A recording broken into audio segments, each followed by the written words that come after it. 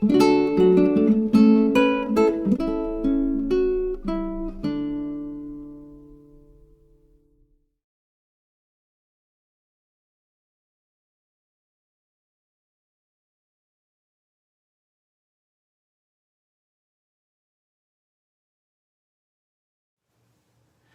morning, everyone, on this Tuesday morning, on the 24th of November. We're continuing our reading in the book of Revelation. We're still in chapter 14. We're in verses 14 through 19. I, John, looked, and there was a white cloud, and sitting on the cloud was one who looked like a son of man, with a gold crown on his head and a sharp sickle in his hand. Another angel came out of the temple, crying out in a loud voice to the one sitting on the cloud, "Use your sickle and reap the harvest, for the time to reap has come, because the earth's harvest is fully ripe." So the one who was sitting on the cloud swung his sickle over the earth, and the earth was harvested. Then another angel came out of the temple in heaven, who also had a sharp sickle.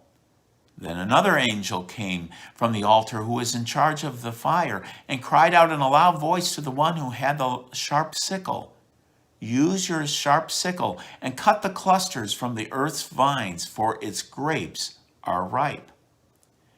So the angel swung his sickle over the earth and cut the earth's vintage. He threw it in the great winepress of God's fury. The word of the Lord. Thanks be to God.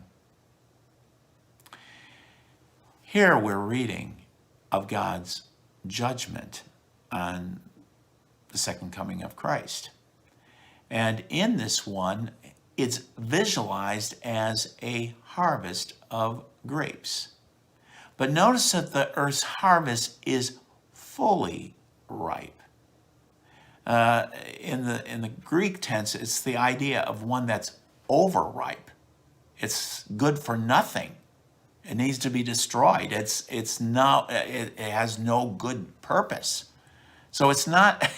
It's a negative thing, not a positive thing. This harvest.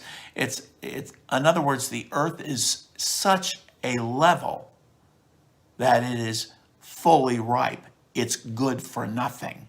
It has come to this point of horrific, bad harvest. It's interesting to note this passage of history, passage of Scripture, was the basis for a hymn. Perhaps you've heard of this hymn. It's called the Battle Hymn of the Republic. And listen to these words, because sometimes when we sing it as if it's a wonderful thing. But really, in the end, it's not saying this. This is the terrible day of the Lord where he is going to judge. So listen to the words of this hymn. "Mine eyes have seen the glory of the coming of the Lord. He is trampling out the vineyard where the grapes of wrath are stored. He has loosed the fateful lightning of his terrible swift sword. His truth is marching on." It's sobering words for us to remember. He is Lord of Lords and King of Kings.